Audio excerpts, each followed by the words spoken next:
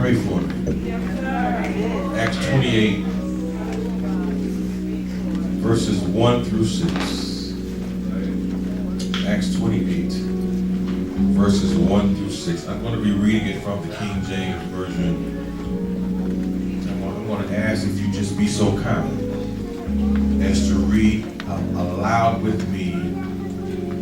The scripture should be on the screen. Let's read together, shall we? And when they were escaped, then they knew that the island was called Melita or Malta. And the barbarous people showed us no little kindness, for they kindled a fire and received us every one because of the present rain and because of the cold. And when Paul had gathered a bundle of sticks and laid them on the fire, there came a viper out of the heat and fastened on his hand.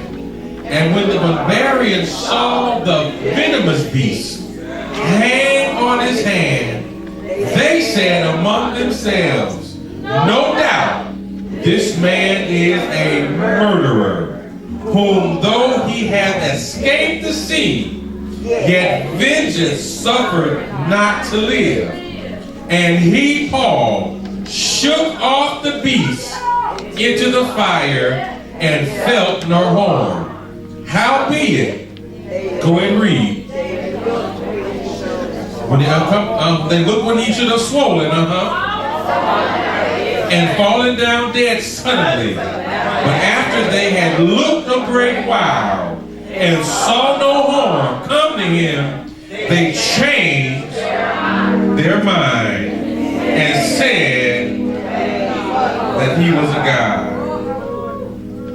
I'm going to take my thought from, and he shook off the beast into the fire and felt no harm.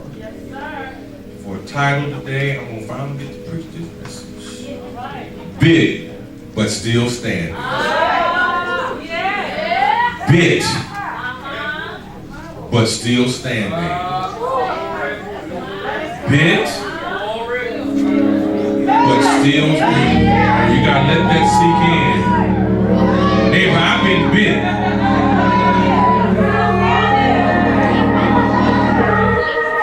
But I'm still standing.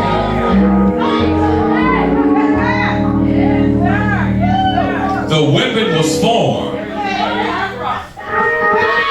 The weapon even hit me. But it did not prosper. Because the Bible says no weapon that's formed shall prosper. And I like it when he said, every tongue that rises up against me.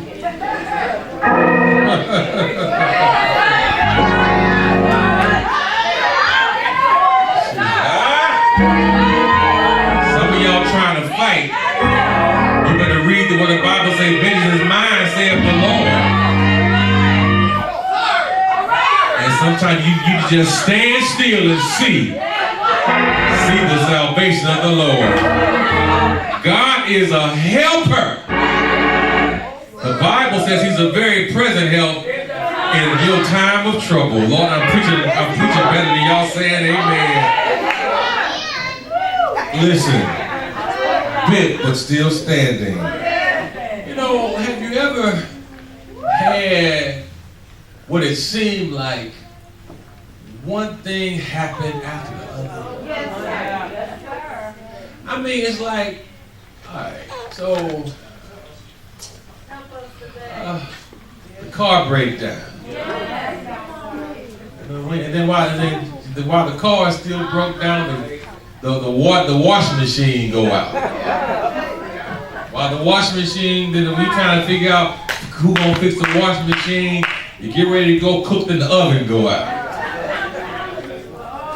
It's like one thing happened after another. Then you trying to deal with all your stuff, then your phone ring, and it's your good friend telling you the trouble they got. And because you the one everybody always call with all the trouble, You know, you want to say, listen, I can't help you because I need help myself. Have you ever been to the point where you just want to say, listen, I can't help you right now. I need somebody. Listen, I need you to send me $20. How about that? I mean, have you ever felt like, Lord, just, and this was a term they say years ago, just when it seemed like I get my head above the water, here comes something else to push it right back down. But have you ever really felt that kind of pressure? It's like one hit after the other. And sometimes, you know, really, if we're honest with ourselves, we could take maybe 2 or 3 hits at one time. But 6, 7, 8, and then when a hit comes from somewhere unexpected, now listen, if we're gonna fight, let's fight on the same term. Don't sucker punch me. Don't hit me when I ain't looking. You know. Okay, I got a story. Let me tell you a story real quick. So I got a cousin named Angie, and I'm asking Angie to come so y'all can meet her because she really is the real Medea. She is, you know. But Angie's a trip. But anyway, I love her so much, and so one day Angie was kind of Lord, and I'm on Facebook Live. Angie, if you see this, you know I love you, girl. But one time, and Angie was, she was always a fighter. And we had taught Angie to become a wrestler. We was gonna call her Angela Mercy. But she was a brawler, and she wasn't the type of woman that liked to fight women. She fought men. And she didn't care. She wasn't gonna lose. You hear me? Because she could fight. And one day she was saying, she was dating this guy, and they were at the bar, and they was having an argument at the bar. And she's like, well, go on, leave then. I get a ride home. She talking real bad and loud. She talking real loud. So she turned her back. And she said, I turned my back, and she says, next thing I know, I was on the floor. And she said, you know what, this man done hit me and knocked me off this bar stool. She said, he done sucker punched me. And y'all remember Della Reese from Harlem Nights? That's Angie. And she got up off the floor. And it was like the whole bar just cleared out because she was about to get him. Don't hit me like that. If you go, and those are the worst kind of punches when you don't expect it. There are certain things, there are certain attacks that come. We expect attacks on the job. We even expect some attacks from family members. But what we don't expect attacks from in the church. Have you ever had an attack in the church? You're like, oh yeah. But you can't really be upset about an attack that happens in the church because Jesus had his church of just 12. And one of them was, the Bible said they said, one of y'all is the devil. The one that was in his inner circle betrayed him. So we can't be shocked when attacks come. How we respond to those attacks is really what that separates the mature Christian from the immature. It don't mean you're not a Christian, it just means you're immature because you go off cussing and fussing. You get hit, and the first thing you do is you reach for a blunt, a good fat blunt. That don't mean you're not a Christian or a believer, but you're immature. Some of y'all say, no, Pastor, if you smoking a blunt, you're not a... Well, what it takes to be a believer is to accept Christ, believe in your heart and confess with your mouth. That's what y'all say.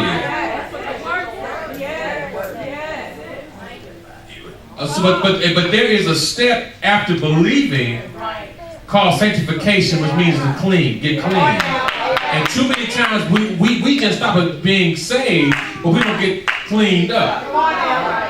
We don't allow the Lord to wash us with his word. So I say you are immature believer because you still resort back to the stuff you did before you was a believer. And you do understand that we have to be separate. There's a difference between clean and unclean. You're immature. And so what you have to do is keep coming to church, keep reading your word, keep coming to Sunday school so the word can wash you and make you clean. Y'all follow what I'm saying? I done lost some of y'all. I don't care. I'm not going to take it back. You're immature. When you get hit and you go off and you get to cussing and fussing, especially after you just danced in church, you are immature. And I want us to know that there are going to be times in life when we're hit. There are going to be times in our life when we are believing God for one thing, and what we believe, and our life is not going to reflect what we believe in God for. Let me make it a little plain. God told you that you're going to have this type of success. But when you look at your life, it don't look like what God promised you. And if you're honest, a whole lot of us are in here waiting on God. We're waiting on God to manifest what he promised us. And what the enemy will do, the enemy will send hits your way. And he'll send attacks your way to make you walk away from what God promised. Because if God said it, God is still able to make it happen. But what happens is we move, not God. We quit believing. We quit holding on. We go back to the bottle. We put our hands on it. And God said, all you needed to do was a little bit more patience. In our text story today, the Lord said to Paul, my paraphrase, you go preach in Rome. Now, preaching in Rome was like God telling Aeneas, you're going to be in the Super Bowl. Now, real talk, whether or not I win or not is really okay as long as I'm there. Now, I want to win. I really like to win the Super Bowl. We like to get the ring, but at least I was there playing in it.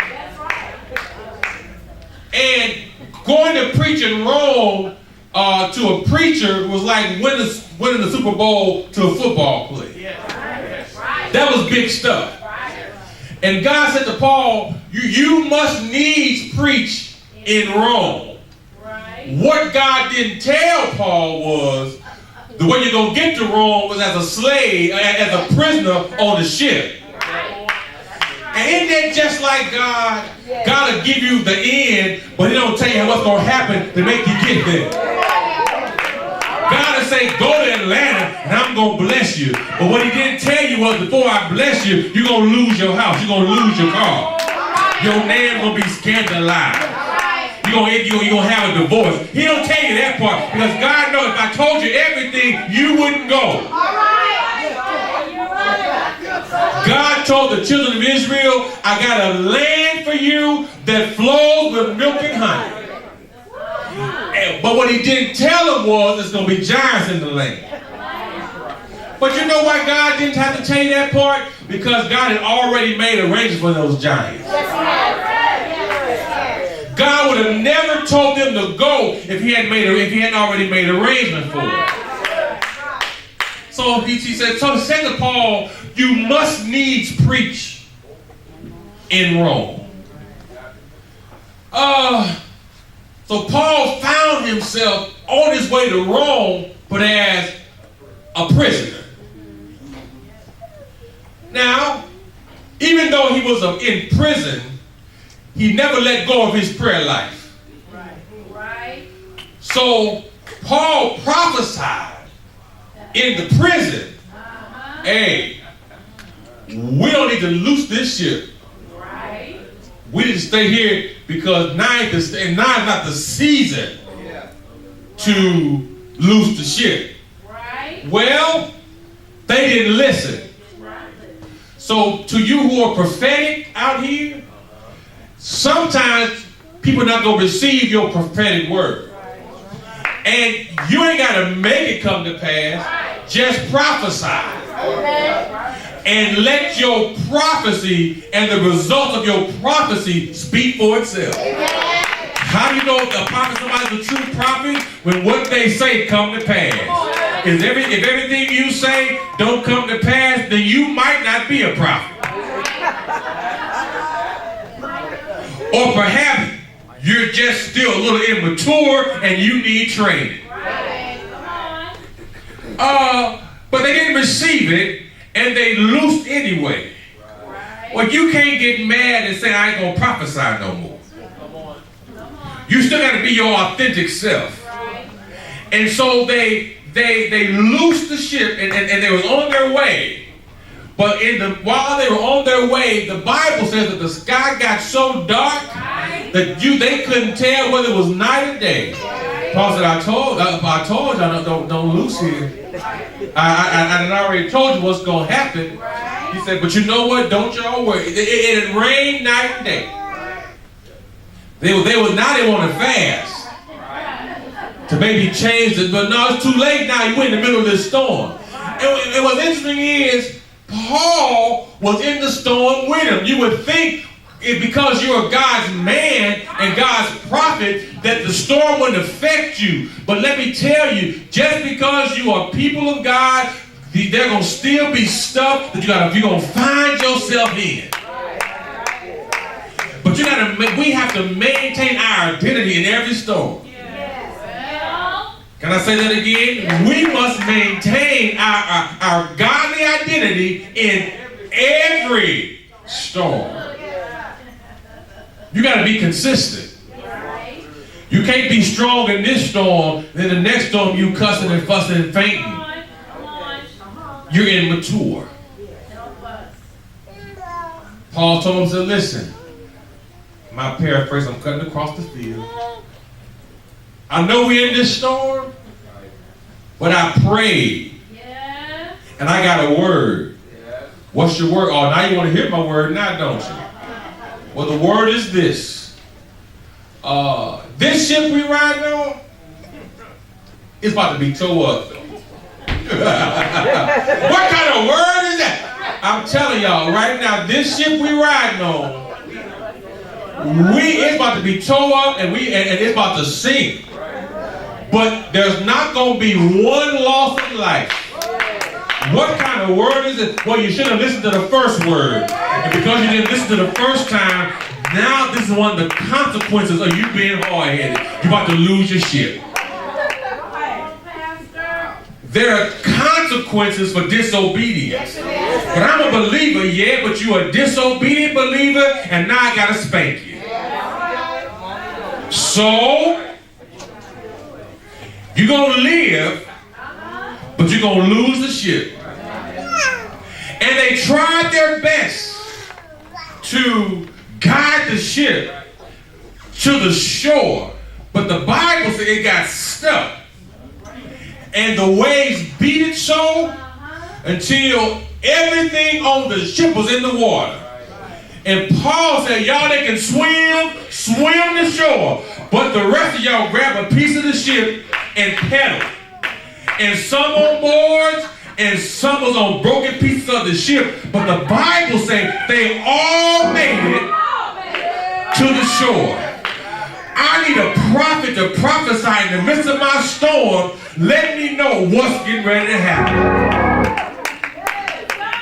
He said and the Bible said they all made it to the shore. Well, when they got there is when our text takes up. They got to the ship, to the shore. It was still raining and it was cold. And the Bible says they met a barbarous people. And they were there showing them kindness. So they helped them build a fire. The Bible says, well, now, you know, when you're a man of God, and in current day, people say, if you're a man of God, you don't do no work. I don't know where they got that from. Because when you are a real man of God, you work harder than most of the folk in the church. They said, what you talking about, Pastor? You don't clean no bathroom. It's not that, you know, you just ain't seen me clean.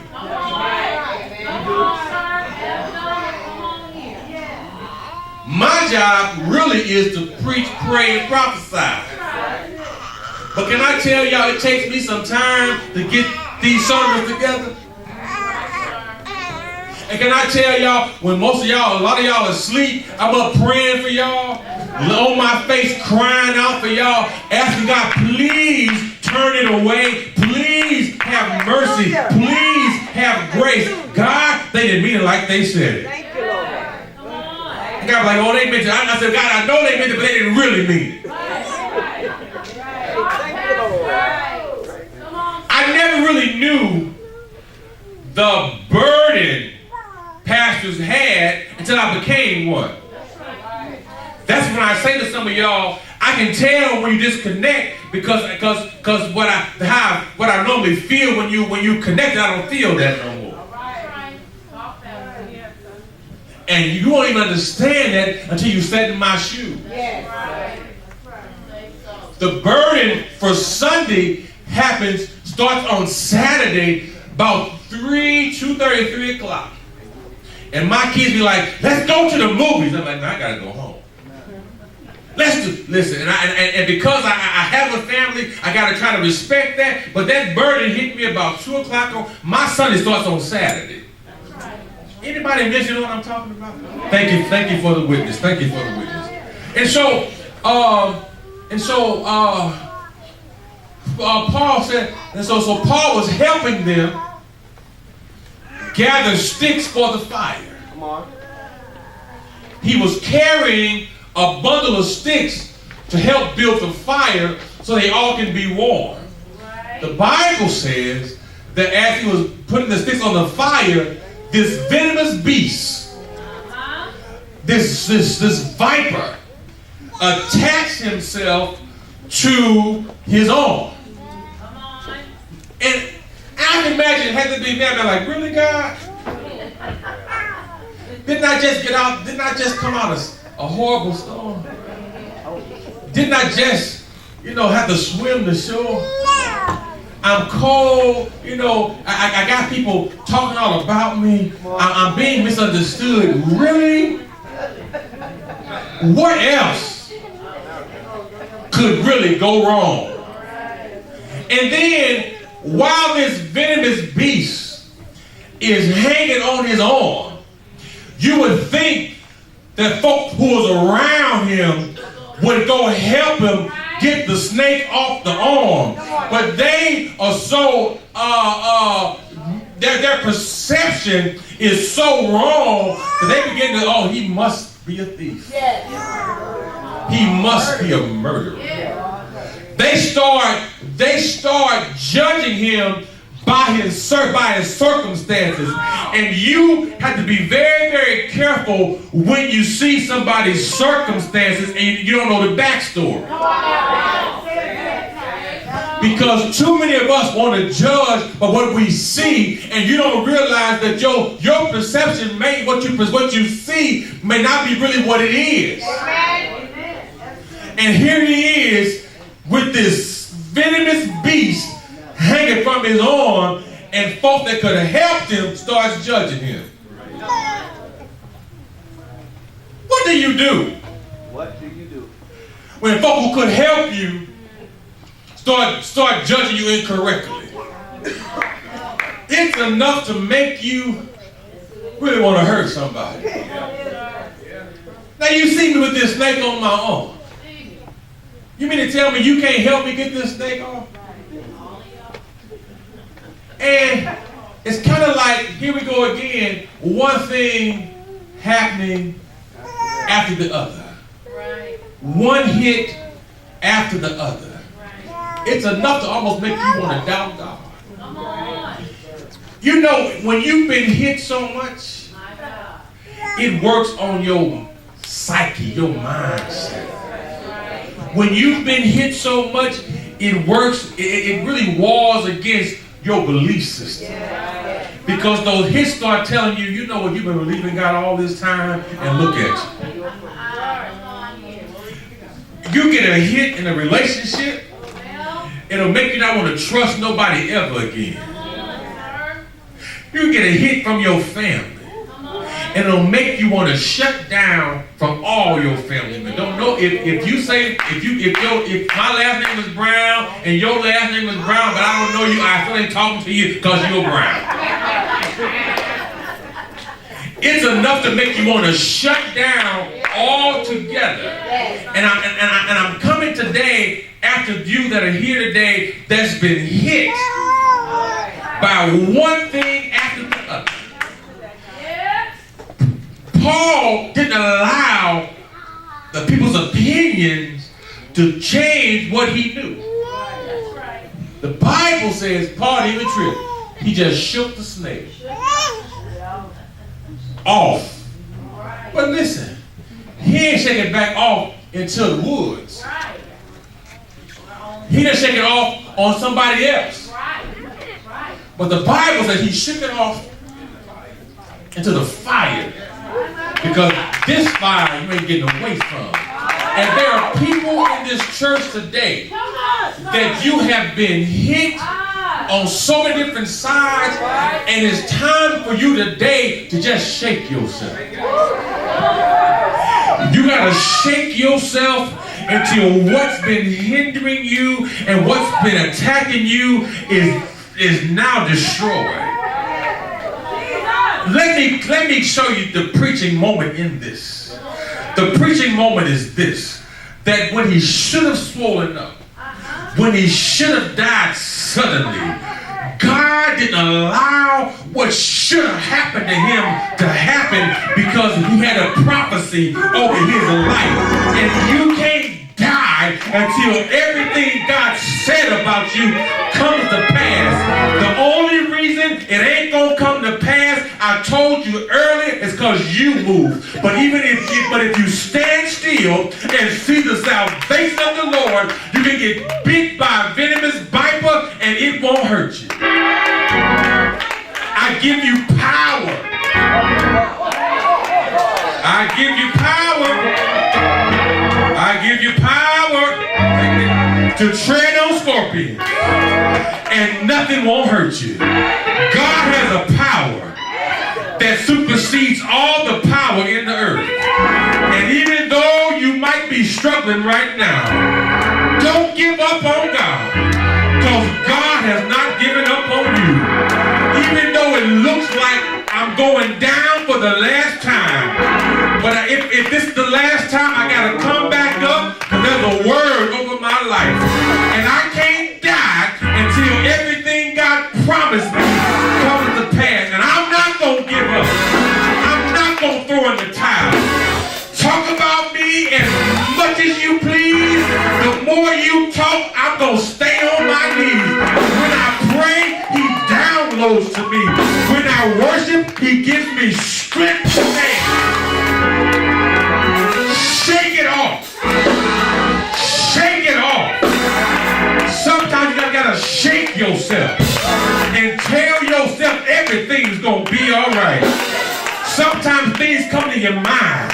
You gotta shake your head until your head gets clear. Sometimes your body starts acting crazy. Shake your body until it gets in alignment with what God said.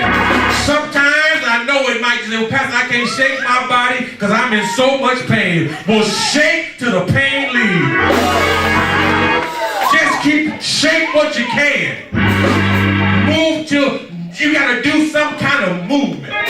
Paul shook that snake off in the fire, and the Bible says them same folk that called him a murderer, not gonna call him a God. Folk are so funny. Folk are so, you know what? They don't know what to say. And that's why you can't be moved by the opinions of people. Because today they love you, but tomorrow and tonight they hate you.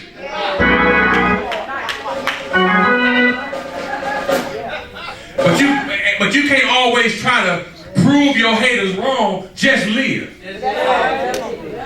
Hear me. Paul didn't do nothing but live. He lived through it. He shook it off into the fire, and he kept on living. Quit trying to figure out where the lie started. Outlive the lie. Look at that and say, neighbor, outlive.